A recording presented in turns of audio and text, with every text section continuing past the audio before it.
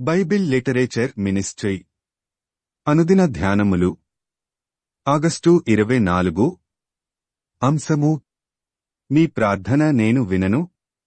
వాక్యము యెషయా 1వ అధ్యాయము 15వ వచనము.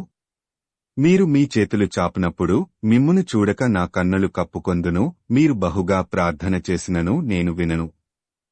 ప్రభువునందు ప్రియులారా, నేటి వాక్యమును ధ్యానించుకుందాము. ఈ లోకంలో మనకి ఏదైనా కష్టమొచ్చినా, సమస్య ఎదురైనా దానిని ఎదుర్కోడానికి మనం ఎన్నో ప్రయత్నాలు చేస్తాము. ఇక మన వల్ల కానప్పుడు చివరి ప్రయత్నంగా దేవుని దగ్గరకు వచ్చి ప్రార్థన చేస్తాము. అప్పుడు దేవుడు మీ ప్రార్థన నేను వినను పో అని చెప్తే మన పరిస్థితి ఏంటి? కొండంత ఆశతో దేవునికి చేసే ప్రార్థన ఆయన దగ్గరకు చేరకపోతే ఇంక మనల్ని కాపాడేది ఎవరు? మీరు నాకు మొర్ర పెట్టుదురేని, మీరు నాకు ప్రార్థన చేయుచువత్తురేని, నేను మీ మనవి ఆలకింతును అని యిర్మీయా 29:12లో ఎడతెగక ప్రార్థన చేయుడి అని 1 తెస్సలోనిక 5:17లో చెప్పిన దేవుడే మీరు బహుగా ప్రార్థన చేసినను నేను వినను అని ఎందుకు చెప్తున్నాడో ఎప్పుడైనా ఆలోచించారా? బైబిలు పూర్తిగా చదివి అర్థం చేసుకోకపోతే దేవుడు మనకు అర్థం కాడు. దేవుడు మనకు అర్థం కాక ఆయన ఇష్టాయిష్టాలేంటో తెలీక మనిష్టమొచ్చినట్లు జీవిస్తూ మన అవసరాలకు దేవుని దగ్గరకు వెళ్తే దేనిని బట్టి దేవుడు మనకు సహాయపడాలి? ఏ అర్హత లేకపోయినప్పటికీ కేవలం తన కృపను బట్టి దేవుడు మనకి సహాయపడతాడు. అయితే మనం దేవుని కృపను కూడా దుర్వినియోగం చేసి ఈ లోకానుసారమైన జీవితం జీవిస్తుంటే దేవునికి ప్రార్థన చేసే అర్హత కోల్పోతాము.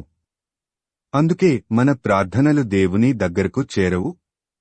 రక్షింపనేరక యుండునట్లు యెహోవా హస్తము కురుచుకాలేదు, విననేరక యుండునట్లు ఆయన చెవులు మందము కాలేదు.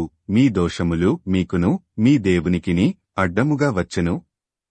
మీ పాపములు ఆయన ముఖమును మీకు మరుగుపరచెను గనుక ఆయన ఆలకింపకున్నాడు.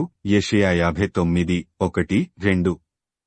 మన సమస్యలు తీరకపోవడానికి, మన బాధలు తొలగిపోకపోవడానికి కారణం మనమే.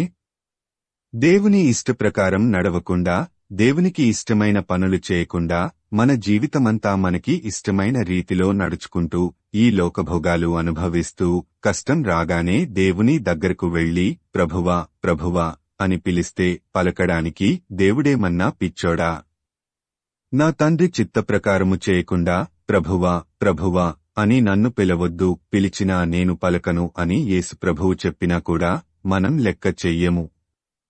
ఎందుకంటే దేవునిది అత్యంత జాలిగల హృదయము కాబట్టి బతిమిలాడితే కరిగిపోతాడులే అనుకుంటాము.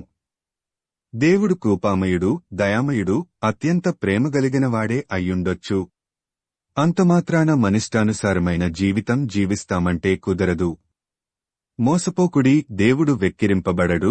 మనుష్యుడు ఏమి విత్తునో ఆ పంటనే కోయును. గలతీ 6:7. మన కష్టాలలో, బాధలలో, సమస్యలలో మన ప్రార్థన దేవుని యొద్దకు చేరి ఆయన యొద్ద నుండి మనం సహాయం పొందాలంటే దేవునికి ఇష్టమైన జీవితం జీవిస్తూ ఆయన చిత్తప్రకారం నడుచుకోవాలి. అప్పుడు మాత్రమే దేవుడు మన ప్రార్థనకు జవాబు ఇస్తాడు. లేదంటే ప్రభువా ప్రభువా అని పిలిస్తే ఆ మాటలు గాలిలో కలిసిపోతాయి. దేవుని ఇష్టప్రకారం జీవించడానికి నీవు సిద్ధమా? ప్రార్థించుకుందాము. ప్రభువా, ఈ లోకంలో జీవించినంతకాలము నీకు ఇష్టమైన జీవితం జీవిస్తూ నీ చిత్తప్రకారము నడుచుకొనున్నట్లు నీ కృప మాకు దయచేయమని యేసయ్య నామమున అడుగుతున్నాము తండ్రి. ఆమేన్. ప్రభువునందు ప్రియులారా, మార్కు సువార్త 16వ అధ్యాయము 15వ వచనములో మీరు సర్వలోకమునకు వెళ్లి సర్వసృష్టికి సువార్త ప్రకటించుడి అని యేసు ప్రభువు చెప్పాడు. కాబట్టి సువార్తను ప్రకటించడంలో భాగంగా ఈ వాక్యమును మీ స్నేహితులు, బంధువులకు షేర్ చేయమని ప్రభువు నామమున కోరుతున్నాను. దేవుడు మిమ్మును దీవించునుగాక.